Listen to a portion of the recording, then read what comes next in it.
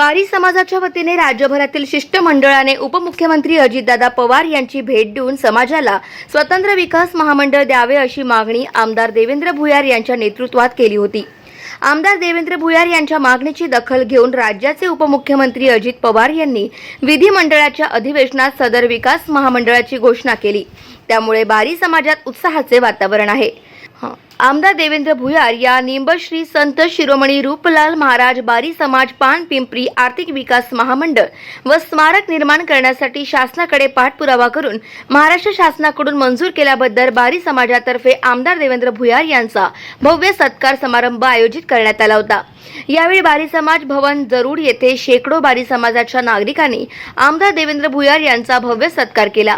त्यावेळी आमदार देवेंद्र भुयार यांनी सत्कार समारंभाला उपस्थित राहून केलेल्या सन्मानाचा स्वीकार करत आभार मानले व समाजाच्या सर्वांगीण विकासासाठी या पुढील काळात देखील प्रयत्नशील असल्याचे मत त्यांनी यावेळी व्यक्त करत कायम समाज बांधवाच्या ऋणात राहील असा विश्वास आमदार देवेंद्र भुयार यांनी यावेळी व्यक्त केला।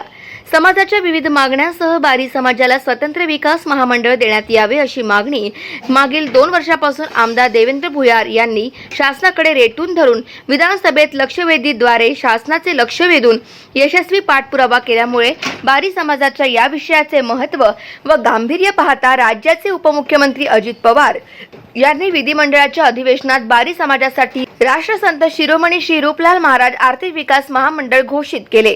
त्याबद्दल उपमुख्यमंत्री अजित पवार आमदार देवेंद्र भुयार यांचे बारी समाजाने आभार मानले असून राज्यात बारी समाजाला प्रचंड उत्साहाचे वातावरण निर्माण झाले।